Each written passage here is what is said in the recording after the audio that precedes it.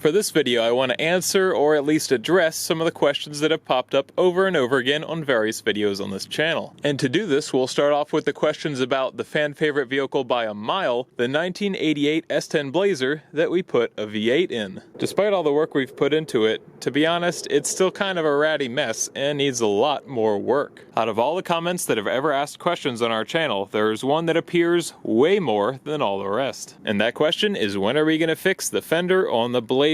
A fair question, and I can understand why everybody is so interested in it. But it's been a little complicated to answer since I have mixed feelings about it. On the one hand, I kinda dig the Mad Max rough look it currently has, but on the other hand, I would like to fix it, and I think we've decided that's what's going to happen. But I need to point out that it's not just the fender that needs to be replaced. We need a new outer fender, a new inner fender, a new bumper, although I kind of like to make one, so question mark on that. We need this trim piece, this steel trim piece, a new grille, new piece of headlight trim, and it really does need a new core support. If you take a look in here, all this sheet metal is pretty jacked up.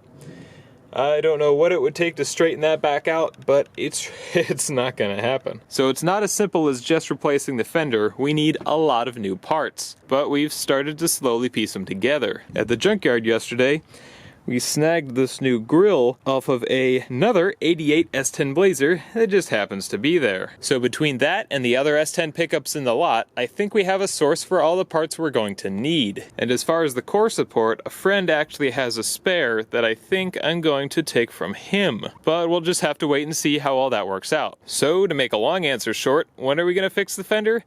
I don't know, but I do think it's going to get fixed probably sometime this spring or summer. Probably the second most asked question about this truck is how much it costs. I'm in a bit of a rush making this, so I'll just say my estimated total is $2,500, including these tires and the last couple parts we've installed. That number doesn't cover coolant or oil or parts that have been removed from the truck. So that's not counting the other carburetor, it's not counting the old tires, so depending on how you look at it, that number could vary by a couple $100s. Another thing that came up a lot, especially after that engine rebuild, is why the oil filter is shoved up in there and we didn't relocate it. Well, the first part of that answer is it actually was relocated by the factory, and when I got this truck with the 4.3 liter in it, it did have a relocated oil filter. The issue is, the one that came on the truck did not fit the V8 block. So without some fairly significant modification or creativity, we couldn't use it. There certainly are aftermarket options, even though they would probably need some custom work as well, but in the future I'd like to get something like that set up, because this setup kinda sucks. Another thing you guys sometimes bring up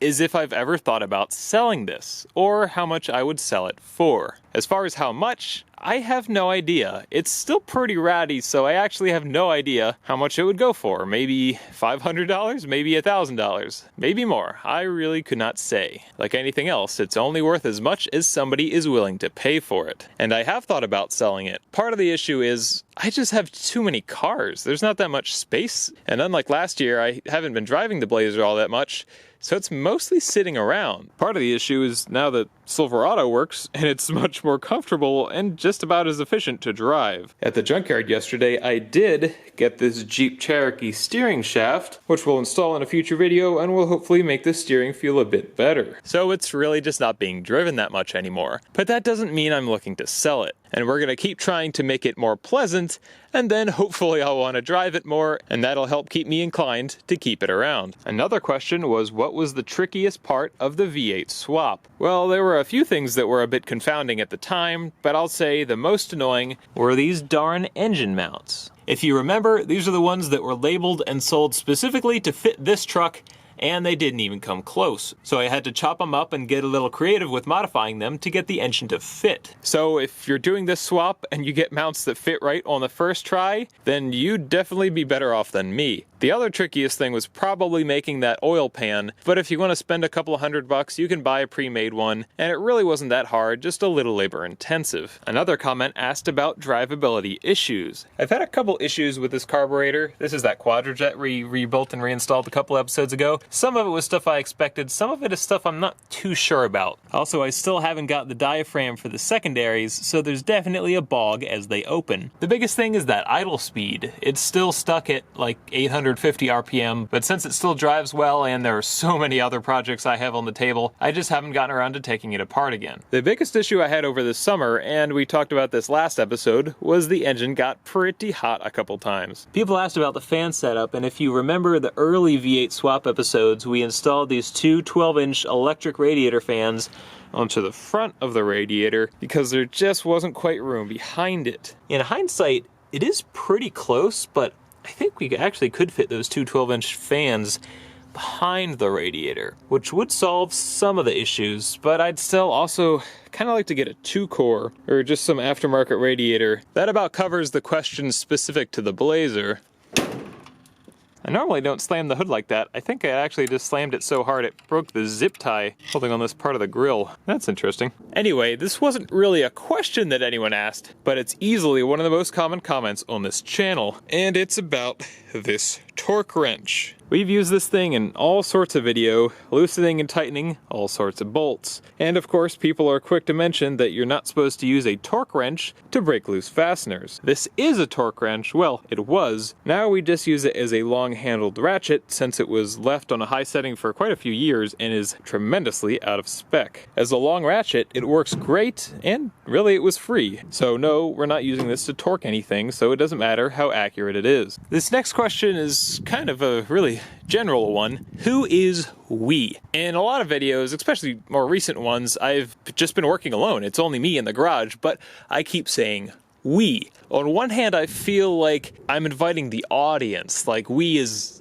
all of us, is you guys and me, like we're all kind of in on this together. On the other hand, I realize it is weird, so I actually haven't decided whether or not I want to stick to that yet, and just kind of playing around with different things. And speaking of the cars, let's give a quick update on the state each one of these is in. As we mentioned, the Blazer doesn't get driven much, mostly on small kind of around town errands at the moment, and while it's a little unpleasant to drive, it's not that bad. The Silverado is still doing extremely well. Really don't have any major complaints. There are some small things, but it's honestly driving better now than it ever has before, at least for me. It needs some more work. It still has a check engine light because it needs one of the evap solenoids replaced. At the moment, I'm just gonna continue ignoring that. I haven't really decided what to do about that. But it's coming up on 4,000 miles since the rebuild, and it's still driving great, and really getting me around most days. How about this covered car, the 78 Firebird? It hasn't been driven much recently. Actually, let's go ahead and get the cover off right now. Since the autocross video, there really hasn't been a lot done to it. I've got a couple concerns, but nothing too bad. It is still drivable, and I'm actually going to go ahead and drive it later today. Something you haven't seen is this spider I added. No, just kidding, he was always there. I messed with the hood scoop a little. I stuck this stainless steel, just perforated sheet material in the front there and took the fake throttle butterflies out, both to simplify things and just to try a bit of a different look. I kind of dig it. But really, not much has changed here. I've done a couple really small things, and I just spent a couple $100 actually buying more parts for this and other cars. So I'm hoping to get back to working on this thing at least fairly soon. Part of the reason it hasn't been messed with too much is the weather, because everything leaks. But between rebuilding the Silverado stuff and all the weather and this and that, I haven't had much time to fix or improve things, but it does still run and drive, and it goes quite well. And I'm sure that by this point in the video, some of you have noticed this car. This isn't actually my car, but I'll talk about it briefly here. This car hasn't been in any videos yet because we really haven't done anything to it. This car is owned by Sean, who also owns the Datsun 280Z from that series on this channel. He has big plans for this thing, so if those plans pan out, that will be covered on this channel. This is a 1992 Volvo 240 wagon. Sean actually drove it here, but then when he tried to leave, the engine cut off and we couldn't get it started. Now, we haven't touched this thing. We haven't even tried to diagnose it, but we'll leave it there for now. This thing will probably have its own series on this channel later. So that covers the vehicles out here in the driveway, but what about Sean's 280Z? Well, it's not here at the moment, it's actually at his house, but it is still running and driving, albeit uncomfortably. There's a lot of work we want to do to that thing, but I think right now the Volvo is going to take precedence, so it's just kind of sitting around. And what about the other surprisingly popular vehicle, the 1996 Jeep Cherokee? Well, it's also not here. It's still at Rob's house, and in the same shape it was when we last left it. It does still run and drive, but has some pretty significant drivability conditions that need to be addressed before driving it really very much at all. It has also been sitting. But with that said, we do definitely plan to get back around to all these vehicles that have just been sitting here. Despite how it may sometimes look, we haven't abandoned any vehicles just yet. Another question we got is, what kind of content can we expect to see in the future on this channel? Honestly, I don't have a good answer for that because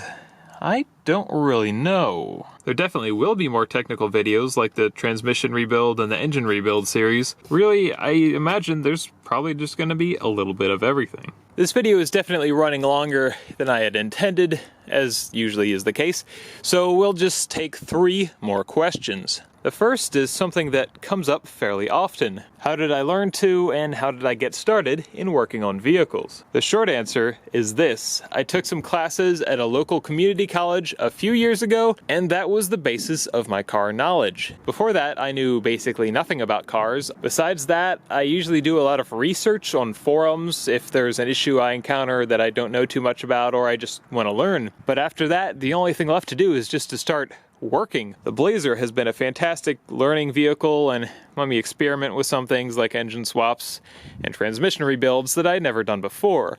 And there's not a whole lot of reason to worry about it because all the parts are so cheap and the thing itself is, well, it was pretty much worthless. Something that gets brought up a lot, not necessarily in question form, but I'll answer it as if it was one. When is the next video coming out? For the Silverado series, I was doing a video every single week, but that's not really sustainable for me. It takes too long to film and edit these videos, and it kind of doesn't leave too much room for anything else in my life. So for now at least, that is out of the question. But I will try to stick to what I've managed to stick throughout all of 2018, and that's putting out a video at least every 2 weeks. They won't all be 20 minutes long or big transmission specials or whatever, but I will try to put out some video every other week, and I'll try to keep the standard of quality at least as high as it has been in the past. And so the last question we have, simply, what does the future hold? What is the next project we can expect? The Volvo is here, and it will be on the channel, but not sure when. And as far as my vehicles go, I already have 3. It's kind of silly having 3 vehicles, and I don't even drive most of them all that often anymore, so it seems weird to pay registration and insurance and stuff on all these cars. There are so many other cars I like and might end up with something in the future, but for now, 3 cars is just too many already, and I really can't rationalize getting any more, even if it is for you guys and the channel. So, unfortunately, I think we're stuck with all the cars we have, and we're just not going to have anything new for a while. Oh, some offers are just too good to refuse. Well, aside from my car buying addiction, I think it's been a pretty good year. So I think the last thing I want to say is thank you. Thank you to all of you amazing viewers out there, because a lot of this would not have been possible without you. It's been a lot of work making these videos, even just in the last year, but I think it's been worth it. Here's to 10 years of content on this channel. So, from me and everyone else you've seen on this channel, Happy New Year. I think we've got a truly great year ahead of us. He needs ear protection.